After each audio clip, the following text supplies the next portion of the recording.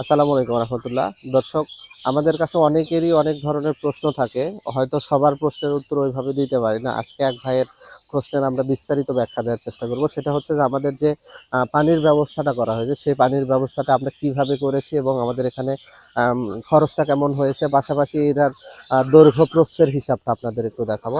দর্শক, আসুন আপনাদের দেখাই। এই যে যেই হাউসটা দেখতে পাচ্ছেন, এই হাউসটার মোটামুটি প্রস্থ প্রস্থ মোটামুটি প্রায় 4 ফুটের মতো। 4 ফুট হচ্ছে আমাদের হাউজের প্রস্থ, এবং এর দৈর্ঘ্য মোটামুটি 60 ফুটের উপরে। যেহেতু আমাদের মোটামুটি হচ্ছে প্রায় 800-র মতো হাঁস রয়েছে, সেক্ষেত্রে 60 ফিটের মতো আমাদের দৈর্ঘ্য রয়েছে। এর গভীরতাটা মোটামুটি 2 ফুটের মতো।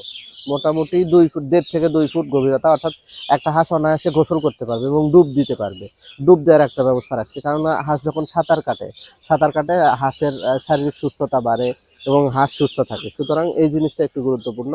আর আপনারা যারা হচ্ছে যে এরকম ভাবে তৈরি করতে চাচ্ছেন, বা হচ্ছে যে আপনারা পানির ব্যবস্থা করবেন, পানির ব্যবস্থার ক্ষেত্রে আপনারা একটু চেষ্টা করবেন, যদি প্রস্থটা একটু বেশি করতে পারেন তাহলে ভালো, এবং হাঁস যাতে এখানে স্বাচ্ছন্দ্যে চলাফেরা করে ওইদিকে একটু দেখান।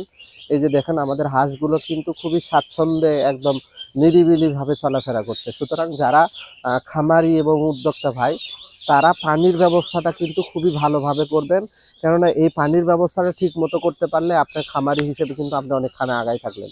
কেননা হাঁস যেহেতু মোটামুটি পানিতে বেশি স্বাচ্ছন্দ্য বোধ করে, এবং পানিতে থাকলে হাঁসের শারীরিক গঠনটা ভালো থাকে, হাঁস সুস্থ থাকে, এবং হাঁস পর্যাপ্ত পরিমাণে ডিম দেয়। সুতরাং এই বিষয়গুলো আপনাদের একটু মেনে চলতে হবে, তাহলে আপনি খামারি হিসেবে ভালো লাভবান হতে পারবেন। ধন্যবাদ সকলকে। আসসালামু আলাইকুম।